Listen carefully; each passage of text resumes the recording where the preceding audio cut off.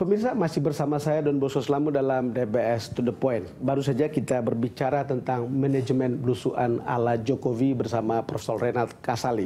Sekarang kita bicara tentang konflik atau kegaduhan politik pada tahun 2014, lalu kemudian sekarang bagaimana situasinya, dan yang membaca soal-soal ini adalah seorang ahli psikologi politik, Profesor Hamdi Muluk, seorang pakar psikologi politik dari Universitas Indonesia.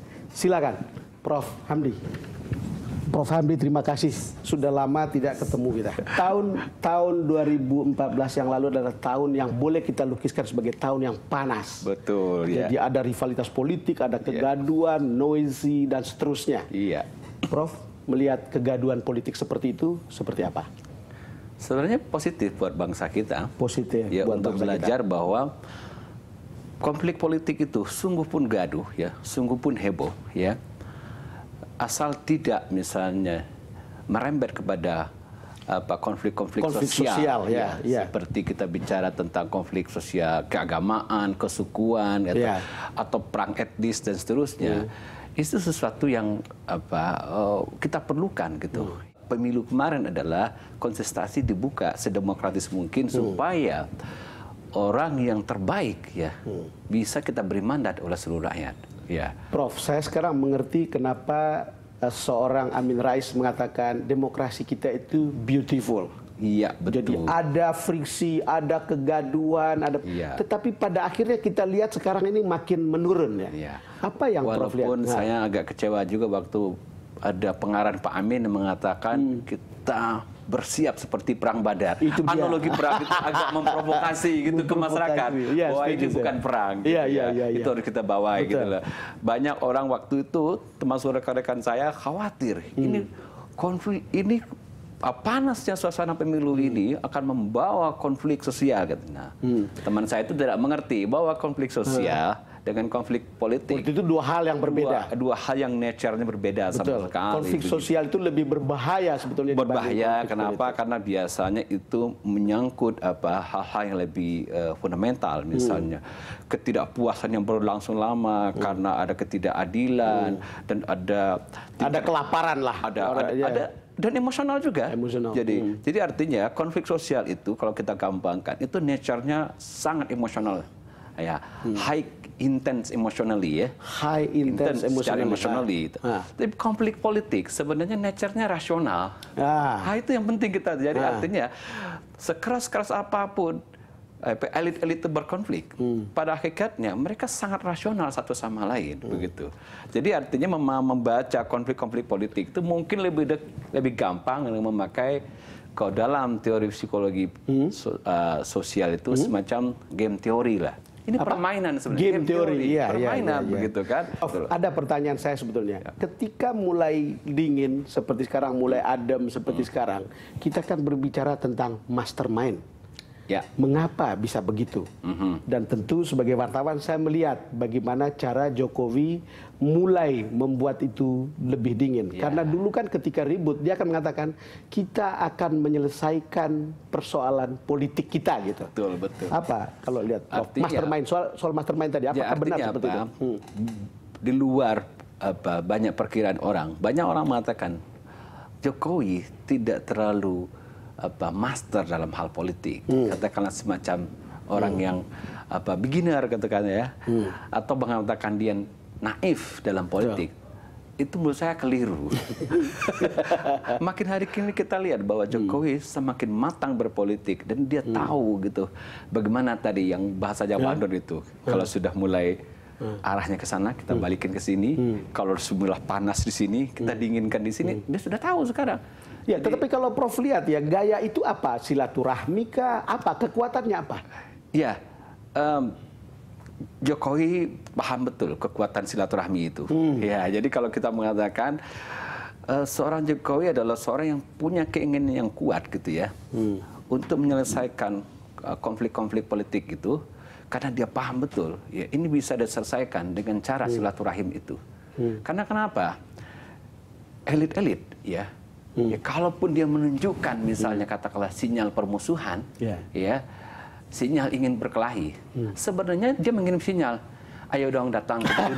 Gitu sebenarnya.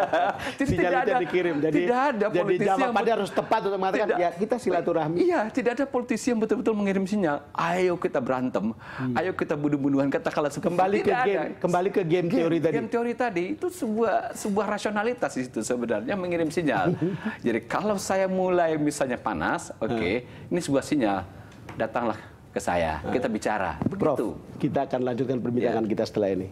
Pemirsa, kami akan segera kembali dan kita ikuti dulu jeda sejenak. Kembali bersama saya dan Prof. Hamdi Muluk dalam DBS To The Point. Prof. Hamdi, saya ingin menyampaikan 3 hal. Kalau kita bicara tadi, Prof. mengatakan ada politik silaturahmi Jokowi. Iya. Saya ingat bahwa ada perseteruan yang keras antara ARB dan Jokowi setelah Pilpres maupun sebelumnya. Iya. Dan itu kemudian ada silaturahmi. Kemudian dengan Prabowo juga ada silaturahmi itu, lalu kemudian dengan SBY. Kita ingin membicarakan ini satu persatu.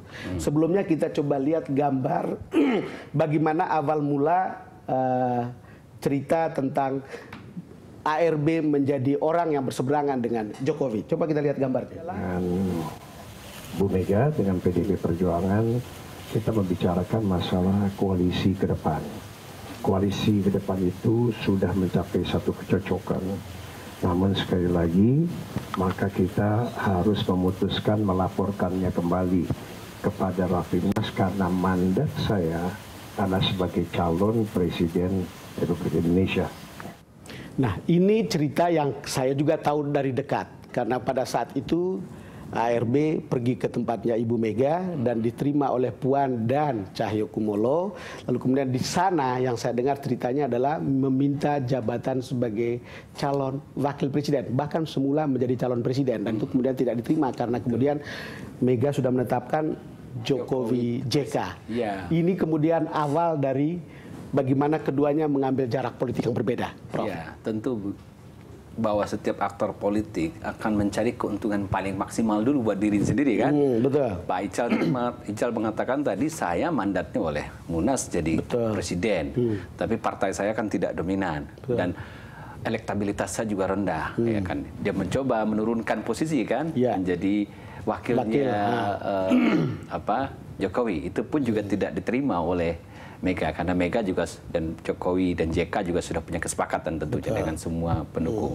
Menurut yang saya dengar dari sumber yang bisa dipercaya, pada waktu itu juga kalau tidak jadi presiden, tidak bisa jadi calon wakil presiden, dia ingin meminta 8 posisi menteri. Lalu jawaban Mega katanya begini, terlalu mahal. Bang Cal, bagaimana saya berbisik kepada teman-teman koalisi yang lain tanpa syarat, lalu kepada Anda berbeda begitu? Ya, betul.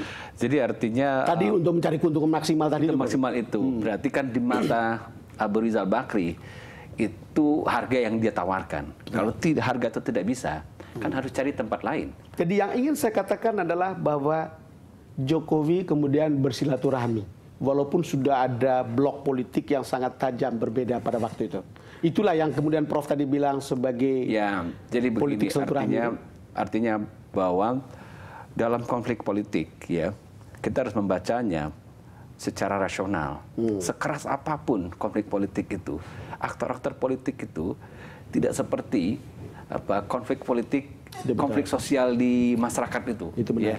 Yang melibatkan emosi dan perseteruan dua kelompok sosial berhadapan kan tidak begitu. Dan itu kalau akan selalu ada konsensus. Jadi soal pertikaian yang lebih rasional lah. Ya, pertikaian yang rasional dalam artian sebenarnya orang sedang mempertukarkan dalam sebuah teori game teori dari permainan bahwa saya sedang mencoba menawarkan mencari keuntungan politik maksimal buat saya, kamu juga. Kalau kita sedang berkonflik, ataupun kalau berkonflik itu kompetisi kan, artinya kompetisi memperebutkan mandat, Dalam konteks pemilihan presiden sekarang kan sudah jelas bahwa Jokowi memenangkan mandat rakyat itu, dan tentu pilihan yang ada adalah KMP akan menguatkan posisinya sebagai penyeimbang. Tapi dalam teori permainan ini sebenarnya kan adalah pihak yang akan menggertak, yang akan bisa memainkan peran untuk menggertak kalau lawan goyah, Ya. kepentingan kita bisa dimasukin. Sekarang coba kita lihat. Karena namanya penekan itu. Penekan. Saya ingat bagaimana kemudian ketika gagal untuk diajak berkoalisi, lalu kemudian KMP dibentuk, bagaimana seorang Prabowo mendatangi rumah ARB kemudian. Coba kita lihat gambarnya. Cikal bakal pembentukan KMP. Ya. Nah, bagaimana pada saat itu kita berpikir ini akan menjadi akan seru sekali pertentangannya.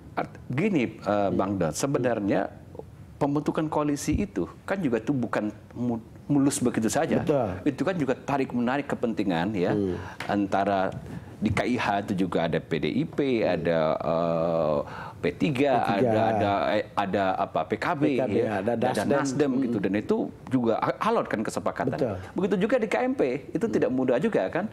Ada Abu Rizal Bakri, ketemu Prabowo, ada Hatta Rajasa, dan elit-elit partai, ada juga PKS. Apa yang Prof lihat dari konflik yang begitu cukup yang tajam, lalu kemudian sekarang adem antara Jokowi, Mega, dan ARB?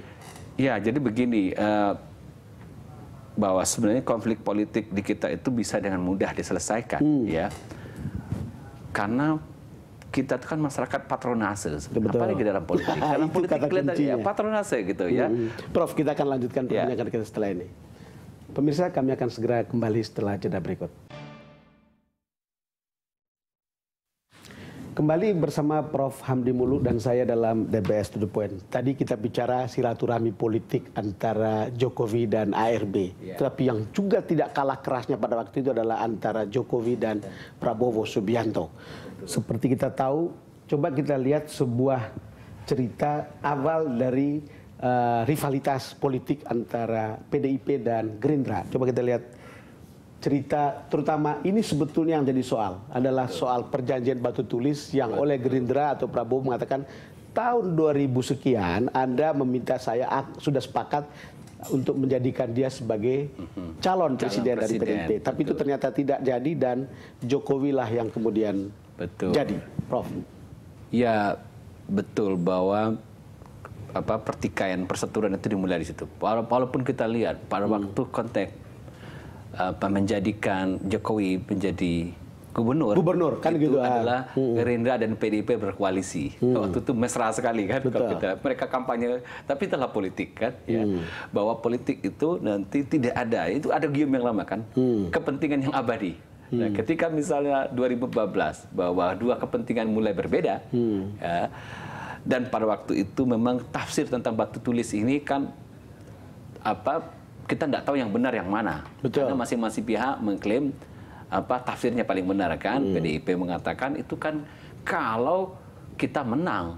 Waktu itu kalau 2009 Mega yang jadi presiden. 2014 jatahnya Prabowo kan. Ternyata kita kalah dengan sendirinya, perjanjian bubar kan. Perjanjian bubar. Ya, tapi pihak Prabowo mengatakan dengan Gerindra mengatakan itu masih berlaku dan Anda berkhianat. Kan kira-kira begitu membacanya kan. Dan itu terjadi terus-menerus dan makin tajam ketika Pilpres, bukan? Iya, betul. Saya ingat bahasa kampanyenya. Iya, akhirnya memang realitas pada waktu itu akhirnya mengatakan ya kita jalan sendiri-sendiri kan. Jalan sendiri artinya kan berkompetisi sebenarnya. Prof, saya mengalami sejumlah pilpres dan kali ini sangat menegangkan oleh penampilan seorang Pak Prabowo yang begitu tampak lugas dan nyaris menurut saya sangat keras perseteruannya. Oh iya, menurut saya sebenarnya saya melihat pada waktu itu tidak masalah gitu ya, bahwa perseteruan yang keras itu bahwa masing-masing orang akan mengeluarkan semua kemampuannya untuk memikat publik, sesuatu yang bagus kan. Betul. Ya, pada waktu itu kita mengeluh waktu itu soal waktu presiden itu karena ada cara-cara kompetisi yang tidak sehat. Katakanlah seperti fitnah, kasus obor rakyat, politik sara, begitu ya, politik fitnah gitu. Di luar itu sebenarnya sesuatu yang bagus. Dan yang menarik, Prof, masih ingatkah Prof Hamdi ketika Jokowi berpidato di DPR yang kemudian mengatakan Pak Prabowo itu adalah sahabat saya. Betul. Lalu berdirilah Pak Prabowo di podium, hormat, lalu kemudian tepuk tangan. Iya, betul. Apa artinya pesan politik macam apa yang ingin disampaikan oleh Prabowo saat itu? Maksud saya? Ada dulu babak pendahuluan. Ada awalnya ya. Awalnya kan adalah ketika itu ketegangan keras sekali dan betul. Bahkan dianggap membahayakan pelantikan. Wah, pelantikan gitu. Jokowi ya untuk meredakan ketegangan di bawah. Memainkan politik silaturahmi tadi. Ya, biar betul. saya mendatangi Prabowo. Ya. Itu kan luar biasa. Dia datangin di rumahnya Pak Sumitro itu. Makanya kita lihat pada waktu ulang tahun itu kan. Makanya kita coba lihat gambarnya. Coba ya. lihat gambar ini. Nah, ini dia nih. Ini adalah pertemuan itu, Prof. Pertemuan itu, ini sebelum pelantikan. Sebelum pelantikan, betul. Ya. Jadi sebetulnya sebelum Jokowi mengatakan pada waktu itu Pak Jokowi meminta kesediaan Pak Prabowo datang pelantikan. Pada waktu itu kan Pak Prabowo dengan diplomatis mengatakan saya usahakan datang. Saya masih ada urusan di luar negeri kan. Kalau saya pulang cepat nanti saya akan datang ke pelantikan. Terus dia balik undang kan, kalau kapan-kapan saya undang Pak Jokowi untuk nyanyi di Hambalang. Betul. Pak Jokowi mengatakan saya naik kuda aja deh katanya gitu kan. Ini kan sebenarnya politik silaturahim sebenarnya gitu ya. Dan ini dampaknya besar ke bawah ya untuk mengirim sinyal bahwa sebaiknya pertikaian ini dihentikan di tingkat grassroots. Kalau lihat model seperti ini, tadi Prof sudah bicara tentang politik silaturahmi yang dilakukan oleh Jokowi. Saya tidak tahu apakah tesis saya benar bahwa mastermind-nya adalah dia atau bukan. Dia sendiri itu.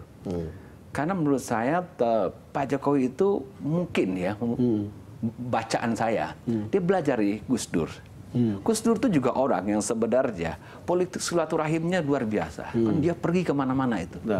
Dan bagi Pak Gus Dur ya, Gus Dur itu tidak ada orang yang dia sangat takutin gitu. Ya. Atau tidak ada orang yang tidak bisa diajak bicara. Itu Gus Dur begitu gitu ya. Ya. Kita melihat varian personality yang agak beda misalnya, katakanlah seperti Bu Mega. Itu betul. Iya gitu. Makanya begini Prof, untuk ukuran saya ya, ini manuver yang tanda kutip mencengangkan. Tapi itu tidak mudah Bang Don. Artinya orang harus menaklukkan dirinya secara psikologis ya. Betul. Itu ada beban juga, ketakutan mungkin, atau misalnya gengsi, atau orang harus menekan amarahnya, apapun gejolak-gejolak secara emosional itu kan harus tekan. Untuk ketemu orang itu tidak mudah begitu. Prof, kita akan lanjutkan perbincangan kita setelah ini. Pemirsa, kami akan kembali setelah jeda berikut. Kembali bersama saya dan Prof. Hamdi Muluk dalam DPS To The Point. Prof, kita sudah bicara silaturahmi politik silaturahmi dengan ARB, kemudian dengan Prabowo yang adalah rival utama. Dan dia datangi. Yang terakhir itu adalah silaturahmi politiknya dengan Pak SBY sebagai mantan presiden yang adalah juga ketua umum Partai Demokrat. Apa yang Anda lihat dari hubungan keduanya? Iya, saya kira Pak Jokowi paham betul dan juga Pak SBY sebenarnya bahwa politik itu memang soal silaturahmi. Betul. Ya, soal bicara. Ya. Penting untuk saya mengingatkan saya bahwa beliau belum bisa bersilaturahmi dengan Ibu Mega, bukan? Ya, itu yang orang sebenarnya bertanya-tanya, ada apa gitu ya. Artinya kan faktor Jokowi menjadi penting, bukan? Artinya ini perbedaan personality kan, perbedaan kepribadian. Seorang Jokowi adalah seorang yang percaya bahwa silaturahmi itu menyelesaikan banyak soal. Saya ingat betul, dulu waktu beliau jadi bergubernur ya, dia bilang, nggak masalah, saya datangi Gubernur Jabar. Kalau persoalannya, ya persoalan DKI ini harus koordinasi dengan Gubernur Jawa Barat. Dan saya nggak gengsi, saya datangi. Betul. Itu ada orang pejabat mengatakan, oh dia dulu yang datang dong. Kan Pak Jokowi enggak, saya datang. Tapi kalau dia datangin, masa orang nggak mau terima? Itu betul. Karena yang saya ingatkan begini, Prof. Kita di DPR melihat pada bagaimana waktu itu, Demokrat walk out soal pilkada langsung dan PDIP kemudian dan koalisinya kalah. Bagaimana bicara soal MD3. Ini hal-hal yang kemudian membuat friksi itu kan lebih besar sebetulnya. Iya, memang seni ya. Soal misalnya posisi PDIP yang katakanlah misalnya dikadalin sama SBY pada waktu itu kita tahu kan. Kan yang diutus sudah diberi mandat oleh Bu Mega, Jokowi, Puan itu membuka komunikasi dengan Pak SBY. Betul. Tapi saat terakhir kan ditutup sama SBY. Saya tahu cerita itu kira-kira. Ya, kita tahu lah. Ditutup waktu itu sehingga akhirnya itu sebuah dalam politik biasa. Tapi faktanya adalah bicara soal MD3, bicara soal pilkada. Coba kita lihat. Ini tampak menyelesaikan soal Perpu yang di dalam Munas Bali-nya Golkar itu mau kembali ke pilkada langsung. Betul, betul. Nah, Dan ternyata kalau tidak salah Pak SBY mengatakan untuk yang ini saya 100% bersama Pak Jokowi. Ya. Coba lihat. Apa penjelasan Prof? Karena ini pertikaian sebetulnya juga substansial. Iya, iya. Tapi kan dalam konteks ini Pak SBY dan Demokrat memang tidak mau kehilangan muka kan, ya. Karena kenapa? Dia sudah berjanji kepada publik bahwa ini kan produknya Pak SBY. Betul. Jadi kalau koalisinya sendiri yang menolak itu kan memalukan gitu ya. Betul. Dan kita tahu bahwa semua politisi, ya, semua partai, semua elit pasti punya kepentingan untuk menjaga citranya di publik. Ketika SBY kemudian masuk ke mobilnya, keluar dari istana, Jokowi mengantar sambil membungkukkan badan. Ini kan sangat simbolistik. Iya, tapi memang Pak Jokowi dengan orang yang dianggap lebih tua dari dia, dia memang punya gaya yang santun begitu. Ya, itu sudah dari dulu kan, betul. Ya gitu. Banyak orang mungkin mengeluhkan untuk sudah menjadi presiden seperti sekarang seharusnya tidak perlu misalnya begitu ya. Tapi mungkin saya kira dalam psikologi ada yang namanya memang habit ya. Jadi orang sudah terbiasa saja gitu. Ada kalau orang yang lebih senior otomatis gitu. Prof, tetapi kan kegaduhan politik ini kelihatannya di partai-partai politik nyaris mau selesai. Walaupun nanti juga pasti akan ada timbul tenggelam, dalam politik itu biasa. Di sosmed itu masih banyak sebetulnya. Prof, apa yang Prof? Iya, itu bahasa anak sekarang itu yang orang yang nggak move on gitu. Oh, tidak move on. Tidak move on gitu, artinya bahwa soal masa lalu itu ya sebagai residu dari Pilpres itu kan selesai sudah. Prof, terima kasih sudah datang ke DPS. Sama-sama Bang Don. Ya. Pemirsa, demikian perbincangan saya dan Prof Hamdi Muluk dalam episode DBS to the Point kali ini. Kita akan berjumpa lagi dalam DBS to the Point episode berikutnya. Terima kasih atas perhatian Anda.